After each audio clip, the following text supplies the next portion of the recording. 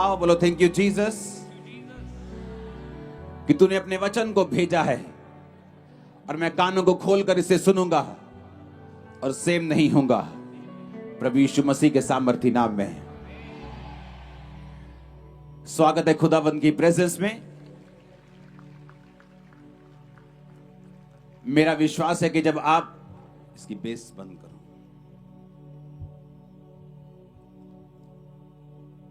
मेरा बिलीव है कि आज जब इन वर्ड्स को आप सुनेंगे आप सेम नहीं होंगे। अपने हाथों को उठाकर एक अंगीकार करो, खुदावन आज जो कुछ मैं सुनूंगा मैं उसे सुनाऊंगा भी।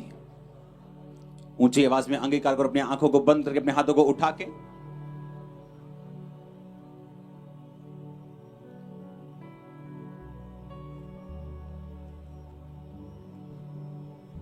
प्रभु यीशु मसीह के सामर्थी नाम में हम मांगते हैं।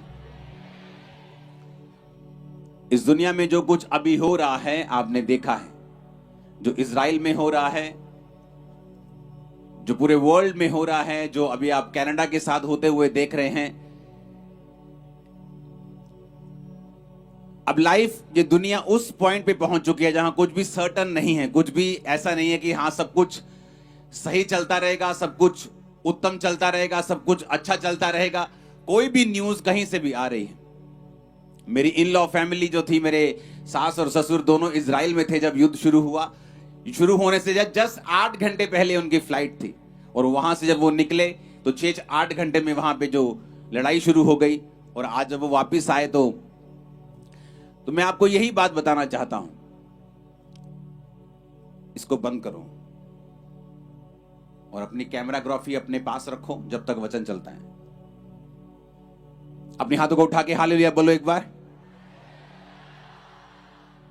ये वचन बहुत इंपॉर्टेंट है आज आप लोगों के लिए। आज ऐसे इलाके में मीटिंग करने आया हूं जहां कभी मीटिंग नहीं हुई, जहां कभी वचन नहीं सुना गया इतना। ओके, अगर मुझे लाखों इकट्ठे करने हैं तो बहुत से स्थान है मेरे पास, लेकिन ये वर्ड इतना इंपॉर्टेंट है कि जब मैं प्रेयर माउंटेन पे कल प्रार्थना कर रहा था तो परमेश्वर ने स्पेशल ये आपके लिए वचन दिया है और ये आपको सेम नहीं रखेगा, आपको सेम नहीं छोड़ेगा। तो अगर इतना अनसर्टन हो गई है लाइफ कि कुछ पता नहीं, कभी कोविड के बाद खासकर कि लाइफ का कोई भरोसा नहीं है। आज कोई आसमान पे था और कल कोई वही आदमी फर्श पे आ चुका था अर्श से निकलकर। लोगों को समझ आया कि जो सुपर ह्यूमंस हैं, जो सुपरमैन हैं, वो आयरन मैन नहीं है, वो बैटमैन नहीं है। उन्हें समझ आया कि हम एक ऐसे एनिमी के खिलाफ अब लड़ रहे हैं जो दिखता नहीं है, कुछ कर नहीं सकते, मिलियन ट्रिलियन डॉलर्स बचा नहीं पा रहे लोगों को। डेथ बेड के ऊपर करोड़ों खरबों रुपया छोड़कर लोग चले गए। उनके दोस्त निराश होकर होटलों की बालकनी से करोड़ों रुपया उन्होंने उड़ाया कि इस पैसे का कोई भी मतलब नहीं है, पैसा वेस्ट है। लाइफ इतनी अनसर्टन है, अब ऐसी हो चुकी है। तो भरोसा किस चीज पे किया जाए, क्या किया जाए कि मेरी लाइफ जो है मुझे कम से कम श्योरिटी तो हो कि मेरी लाइफ जो है अच्छी जाएगी। कौन मुझे वो भरोसा देगा, कौन मुझे वो इंश्योरेंस देगा? क्योंकि जो दुनिया में चल रहा है वो सचमुच डराने वाला है, सचमुच फ्राइटनिंग है, सचमुच ऐसा है कि आप चैन के साथ नहीं जी सकते। और ये चीजें मैं आपको कितने सालों से बताता आ रहा हूं कि दिन और बुरे होंगे, लड़ाइयों में और देश कूदेंगे, अपनी पावर को दिखाने की कोशिश करेंगे और ये सारा कुछ शैतान के इन्फ्लुएंस से होगा। क्योंकि शैतान चाहता है नाश करना, घात करना, मारना। बाइबल कहती प्रभु यीशु मसीह बचाने के लिए आए और शैतान नाश करने के लिए आया, चुराने के लिए आया, घात करने के लिए आया और नष्ट करने के लिए आया। प्रभु यीशु मसीह एक नया धर्म बनाने के लिए नहीं आए, वो एक नया ईसाई धर्म बनाकर आपको ईसाई करने के लिए नहीं आए। वचन कहता है प्रभु यीशु मसीह बचाने के लिए आए, वो पापियों को मारने के लिए नहीं आए, वो पापियों को बचाने के लिए आए, उनके पाप को मारने के लिए आए। क्योंकि आज आप में से बहुत से लोग यीशु मसीह को अपना जीवन दे देंगे और बचाए जाएंगे और सुरक्षित रहेंगे और इंश्योर्ड रहेंगे कि ये लाइफ और आने वाली लाइफ भी परमेश्वर उनको बचा के रखेगा और सुरक्षित रखेगा। Hallelujah, hallelujah. बाइबल में लिखी है अगर तुम्हें ऐसी इंश्योरेंस चाहिए, अगर तुम्हें ऐसी लाइफ चाहिए जो डर से रहित हो, अगर तुम्हें ऐसी लाइफ चाहिए जहां पर तुम जब अनदेखे दुश्मनों से लड़ रहे होंगे तो परमेश्वर तुम्हारे साथ हो। अगर तुम्हें ऐसी श्योरिटी चाहिए तुम्हारे फाइनेंस के लिए, तुम्हारी लाइफ के लिए, तुम्हारे बच्चों के लिए, तुम्हारी फैमिली के लिए, तो वचन कहता है, बाइबल कहती है, फिर हमें क्या करना पड़ेगा कि परमेश्वर हमारे अंग संग होगा और परमेश्वर हमें बचाएगा। वो हमारा चरवाहा होगा, वो हमारा बचाने वाला होगा और वही हमें सुरक्षित रखेगा, वही हमें बचा के रखेगा। ऐसा बाइबल में लिखा है। आज वही चीजें मैं आपके साथ शेयर करूंगा। आज वो वचन मैं आपके साथ शेयर करूंगा जिससे आपको लाइफ की श्योरिटी होगी कि इस अनसर्टेनिटी से भरी हुई दुनिया में जहां कोई मालूम नहीं, आज एक देश में वीजे आ रहे हैं, कल वो देश इंडिया से लड़ पड़ा, अब वीजे बंद हो चुके हैं, क्योंकि ये तो एक छोटी सी चीज है। कल एक देश आराम से पार्टीज लोग कर रहे थे और 1 घंटे बाद ही पार्टीज पे अटैक होता है और पता चलता है कि साथ वाले देश ने अटैक कर दिया है और सारा माहौल, सारी सिचुएशन पूरी तरह से बदल जाती है। लेकिन परमेश्वर आपको एक श्योरिटी देता है। अगर आप आज के वचन को सुन लेंगे, अगर आप आज के वचन को अपने दिल में बिठा लेंगे, मैं आपको श्योरिटी देता हूं, आपका डर खत्म हो जाएगा। मैं आपको श्योरिटी देता हूं, आपको अपने बच्चों की, अपने फ्यूचर की, अपने फाइनेंस की फिर परवाह नहीं होगी। परमेश्वर आपके साथ होगा। इसका मतलब ये नहीं परवाह नहीं होगी तो आप केयरलेस हो जाएंगे और लाइफ ऐसे ही चलेगी, लेकिन फिर आपको चलाने वाला परमेश्वर होगा, आपको बचाने वाला परमेश्वर होगा। मैं एक ऐसे घराने से आया हूं जहां कोई प्रभु यीशु मसीह के नाम को जानता तक नहीं था। आज से 17 साल पहले मुझे इतना तक नहीं मालूम था कि कलीसिया नाम का भी कोई शब्द दुनिया में होता है। कभी ऐसे घर में कलीसिया लगती है या ऐसे चर्च होती जहां लोग इबादत करते हैं, इतना मालूम होता कि यहाँ क्रॉस लगी है, ये लोग जीसस क्राइस्ट को मानते हैं और ऐसे ऐसे करते हैं। तो जब मैं अपने कॉलेज में जाता था चंडीगढ़, तो ऐसे ऐसे क्रॉस रास्ते में आता तो ऐसे ऐसे कर लेता था एक बार कि ये ईसाइयों का परमेश्वर है, ऐसे ऐसे करते हैं, तो मैं भी ऐसे ऐसे कर लेता हूं। मैं उस घराने से आया हूं जिस घराने को यीशु मसीह के नाम का मतलब तक मालूम नहीं था, मालूम यीशु मसीह के नाम को सुना तक नहीं था। लेकिन जब मेरे दादाजी को कैंसर हुआ, इनकम टैक्स के बहुत बड़े ऑफिसर थे, जब लोग उनके पास प्रार्थना करने के लिए क्रिश्चियन लोग आने लगे तो मैं उनको बोलने लगा कि यहाँ मेरे घर में मत आना, ये हिंदुओं का, सिखों का घर है, अगर तुम आओगे तो हमें परिवर्तित करोगे, हमारा धर्म बदलोगे। अंग्रेज छोड़ के गए धर्म अपना, ताकि आप लोग चले गए अपना धर्म छोड़ के, अब हम धर्म के चक्कर में लड़ते मरते रहे, तो यहाँ मत आइएगा। थोड़े दिन बाद मेंटली अपसेट के दौरे पड़ने लगे। जब दौरे बढ़ गए, जब दवाइयां खत्म हो गई, जब बाबे सब खत्म हो गए, जब सब जगह जाके देख लिया, सुसाइड करने पे आ गया, फिर एक हिंदू कपल, एक जो यीशु मसीह को मानता था, मुझे मिला और बताया कि हमें वही सिस्टर ने भेजा है जो तेरे घरों में आती थी। परमेश्वर की आत्मा ने उससे बात की कि उसी घर में जाओ, और परमेश्वर का आत्मा मुझसे कह रहा है कि उस घर में कोई बचेगा। उन्होंने कहा नहीं नहीं नहीं दीदी, हम वहां नहीं जाने चाहते, वहां कोई मानता नहीं है, उसके बड़े लोग नहीं मानते, उस घर के यंग लोग जो है वो भी नहीं वचन को मानते, हम नहीं जाएंगे उसके घर। वो दीदी बोली नहीं, उस घर में जाओ, क्योंकि परमेश्वर का आत्मा मुझसे कह रहा है कि उस घर में एक रूह बचेगी, तुम जाके सिर्फ प्रीच करो। और आप इमेजिन करो, जब वो उस घर में गए तो मैं उस घर में भी नहीं था। वो मेरे माता पिता को मेरे बेडरूम में बैठकर बात कर रहे थे और उस टाइम मैं नशा कर रहा था, ओवरडोज लेके नशे की। मैं सोच के अपने घर में आ रहा था कि कल को मुझे मालूम था कि नशा करके, ओवरडोज लेके मैं दर्द से फ्री हो सकता हूं। तो मैंने सोच लिया कि इस जगह जाके, विधिपुर फाटक जाके, यहाँ जाके इतने बजे की ट्रेन आती है, मैं सुसाइड कर लूंगा। और इस तरह से सारा मैंने अपना पूरा काम धाम सब देख लिया, अपने भाई को देख के, अपने माता पिता को देख के रो लिया, सब दिल में बातें बना ली, सब तैयारी कर ली। और जब वापिस आया मैं नशा करके अपने घर, तो मेरे बेडरूम में वही कपल बैठा था।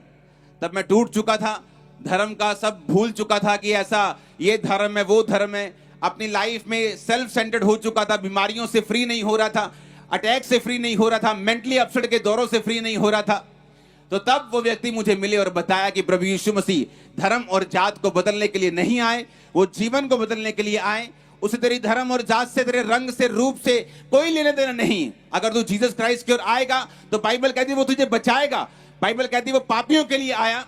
मैंने कहा ठीक है, क्योंकि उस समय ऐसा नहीं था कि मैं प्रभावित हो गया बहुत वचनों से, लेकिन मुझे ऐसा लगता कि मुझे जरूरत है हीलिंग की, चंगाई की, और मुझे कोई नहीं दे पाया। डॉक्टर्स, दवाइयां सब जगहें नहीं दे पाई, तो क्यों नहीं चलते हैं, कोई बात नहीं, देख लेते हैं। उसी रात नशा करते हुए उस भवन को देखा जहां फिर मैंने जाना था, फिर जाना शुरू किया और परमेश्वर ने छूना शुरू किया। जिस दिन पहली प्रार्थना मुझ पे हुई, ये मुझे मालूम हो चुका था, चाहे मैं मसीह में नहीं था, ये मुझे मालूम हो चुका था कि अगर कोई मेरा इलाज कर सकता है वो सिर्फ जीवित परमेश्वर है, प्रभु यीशु मसीह है। एक प्रेयर में मुझे समझ आ गया था। हालेलुया। और इसीलिए आज मैं ब्लेस्ड हूं, इसलिए आज मैं आशीषित हूं, क्योंकि मैंने परमेश्वर की सेवकाई को चुना।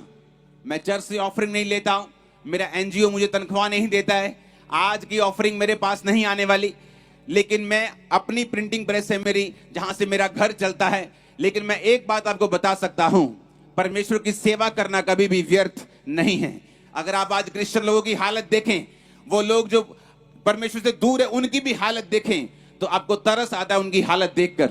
एक घर में सिर्फ 4 जन हैं, बोलते थे छोटा परिवार सुखी परिवार, लेकिन एक जन में 4 जन होने के बावजूद भी चारों का मुंह जो है वो उत्तर दक्षिण पूर्व पश्चिम की ओर है। बाप की मां से नहीं बनती, बेटी की बेटे से नहीं बनती, भाई बहन की नहीं बनती, भाई भाई की नहीं बनती। घर में कलेश है, लड़ाइयां है, झगड़े, कर्जे, फाइनेंशियल ट्रबल है।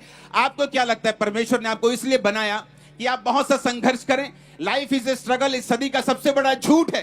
क्योंकि जब आपने अपने बच्चों को पैदा किया, आपने ऐसा नहीं कहा अपनी बीवी से चलो 2 बच्चे पैदा करते हैं ताकि जब ये बड़े हों बहुत सा संघर्ष करें, बहुत सी बीमारियों को झेलें, हॉस्पिटल के बाद हॉस्पिटल फिरें, बहुत सा कर्जा इनके सिर के ऊपर हो, क्योंकि लाइफ इज ए स्ट्रगल। आपने कभी ऐसे बच्चे पैदा नहीं किए। एक गरीब से गरीब भी ये चाहता है कि उसका बच्चा बेस्ट हो, उसका बच्चा सुखी रहे, उसका बच्चा आशीषित रहे।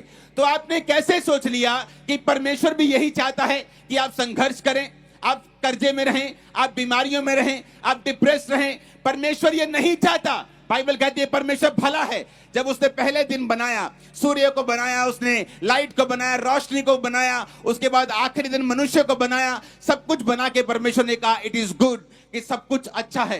परमेश्वर ने सारा कुछ अच्छा बनाया, परफेक्ट बनाया, ब्लेस्ड बनाया। लेकिन बाइबल कहती है परमेश्वर से दूर हो गया आदम, गुनाह को करके, शैतान की बात को सुन के, पाप करके। जब दूर हुआ तो बीमारियां आई, जब दूर हुआ तो तकलीफें आई, जब दूर हुआ तो डिप्रेशन आया। पहले डिप्रेशन नहीं होता था, पहले सिर्फ परमेश्वर की संगति होती थी। आदम को कोई डिप्रेशन नहीं था, आदम को कोई फाइनेंशियल स्ट्रगल नहीं था।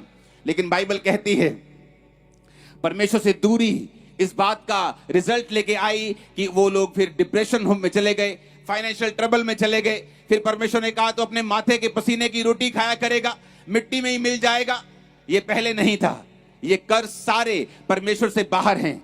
जितने लोग परमेश्वर से बाहर हैं, जीसस क्राइस्ट के बाहर हैं, उनकी लाइफ में आज भी एक कर्ज काम करता है। माथे के पसीने की रोटी खाना, एक्स्ट्रा मेहनत करना, फिर भी लाइफ में कुछ भी हासिल ना करना, ये कर्ज की निशानी है। क्योंकि आप अपने बच्चों को संघर्ष करने के लिए पैदा नहीं करते। आप बोलते हैं कि मेरे तो 2 बच्चे हैं, किसी के 7 बच्चे भी, तो ये नहीं कहता कि 5 अच्छे रहें, कोई 2 संघर्ष करें। तो परमेश्वर जो पावरफुल है, उसको इतनी पावर है, वो इतना पावरलेस नहीं है कि वो बोले कि मैं सिर्फ 2 लाख को ब्लेस कर सकता हूं, बाकी के 600 करोड़ जो है संघर्ष करेंगे, क्योंकि मेरे पास पावर नहीं है। बाइबल कहती है कि वो पावर से भरा हुआ है, ग्लोरी से भरा हुआ है। पृथ्वी तो सिर्फ उसके पांव की चौकी के बराबर है। ऐसे ग्रह परमेश्वर ने बनाए हैं जो पूरे के पूरे हीरे से बने हुए हैं। अगर उनको बेच दिया जाए तो धरती के ऊपर $100 की इतनी ढेरियां लगेंगी कि चंद्रमा तक चली जाएंगी। ये साइंटिफिक फैक्ट मैं आपको बता रहा हूं। साइंस कहती है, साइंटिस्ट ने ढूंढा ऐसा ग्रह। तो ऐसा परमेश्वर जो सोने और चांदी और हीरो के ग्रह बना सकता है, जो पैसे से, बाइबल कहती है सोने की सड़कें हैं वहां पे स्वर्ग में, जिसके पास सोना और चांदी, जिसके पैसा है, उसने आपको ऐसा नहीं बनाया कि आप संघर्ष करें। लेकिन क्यों हम संघर्ष कर रहे हैं? क्यों अपनी पर्सनल लाइफ में, अपनी मेंटल लाइफ में, सोशल लाइफ में, अपने फाइनेंशियल लाइफ में, अपनी बॉडी में, अपनी सेहत में हम संघर्ष कर रहे हैं? क्योंकि हम परमेश्वर से दूर हैं। बाइबल कहती है जब हम परमेश्वर के करीब जाते हैं, जीसस क्राइस्ट ने मत्ती 28 में लिखा, जब मैं आपको उस वचन को दूंगा, आपको ये समझ आनी चाहिए कि मैं एक काम करने के लिए बुलाया गया हूं। अगर मैं जीसस क्राइस्ट में नहीं हूं, अगर मैं परमेश्वर में नहीं हूं, मैं नहीं कह रहा ईसाई धर्म में आ जाऊं, क्योंकि ईसाई धर्म नाम का एक भी शब्द पूरे बाइबल में नहीं है। जब मुझे बाइबल दी गई थी तो बताया गया था कि जिस दिन बेटा ईसाई धर्म नाम का शब्द आपको बाइबल में मिल जाएगा, आप बाइबल पढ़नी बंद कर सकते हो उस दिन से।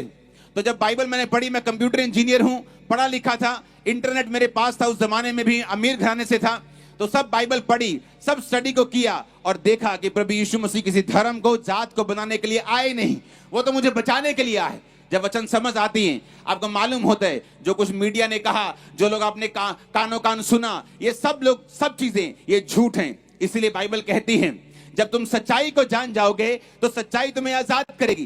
क्यों शैतान लोगों को सच्चाई से दूर रखना चाहता है? वो मीडिया का प्रयोग करे, बैड पब्लिसिटी का प्रयोग करे, जैसे मेरी लाइफ में किया। लेकिन जब परमेश्वर काम करने में आता है, वो आपको खींच लेता है। आज नाइट वो आपको खींचेगा, आज नाइट आपके परिवार खींचे जाएंगे, आज नाइट आपके मोहल्ले खींचे जाएंगे। आमीन। ऊंचा ये बरकत आपकी है। Hallelujah, hallelujah. अब मुझे ये मालूम होना चाहिए कि मुझे क्या करना है। जीसस क्राइस्ट ने भी यही कहा था मत्ती 28 में। उसने कहा, यीशु ने उनके पास आकर कहा, स्वर्ग और पृथ्वी का सारा अधिकार मुझे दिया गया है। तुम जाओ और सब जातियों के लोगों को चेला बनाओ, उन्हें पिता, पुत्र और पवित्र आत्मा के नाम से बपतिस्मा दो। सब बातें जो मैंने तुम्हें आज्ञा दी है उन्हें मानना सिखाओ, और देखो जगत के अंत तक मैं तुम्हारे साथ हूं। परमेश्वर ने कहा जाओ और प्रीच करो। किनको बोला? परमेश्वर। परमेश्वर ने बोला। वहां में 500 से अधिक व्यक्ति मौजूद थे। ये चेलों से बात नहीं हो रही थी, क्योंकि जब प्रचार करने की बारी आती है तो लोगों को लगता है कि अच्छा प्रचार करने की बारी है, पास्टर से परमेश्वर बात कर रहा है, पादरी साहब से बात कर रहा है। वो मुझसे बात नहीं कर रहा। मैं तो बिजनेसमैन हूं, मैं तो हाउसवाइफ हूं, मैं तो जॉब करता हूं। वो तो मेरे पास्टर से बात कर रहा है, उसका काम है, क्योंकि वो चुना हुआ है। अगर वो चुना हुआ है तो तुम क्या हो? तुम फालतू हो क्या? तुम्हारे लिए क्या परमेश्वर ने लहू नहीं बहाया? बाइबल कहती है जिस समय प्रभु यीशु मसीह ये बात कर रहे थे, वो समय वो था जब जीसस क्राइस्ट को हेवन के ऊपर जाना था, जीवित चला जाना था, क्योंकि वो जीवित वापस आने वाला है, इसलिए जीवित जाना जरूरी था।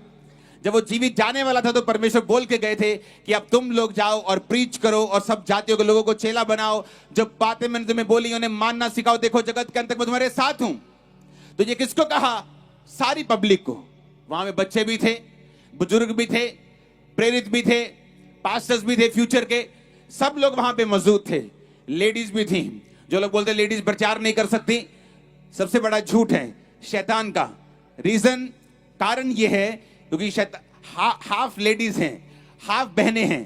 शैतान को मालूम है ये झूठ फैला दो, चलो हाफ जो है वो तो सेना खत्म हुई परमेश्वर की। पुराने नियम में लिखा है जब परमेश्वर आज्ञा देता है तो सुसमाचार सुनाने वालियों की बड़ी सेना हो जाती है। आमीन। मैं जानता हूं पास्टर्स लोग बोलेंगे कि लेडीज को कलीसिया में चुप रहने की आज्ञा दी गई है। हाँ, दी गई है।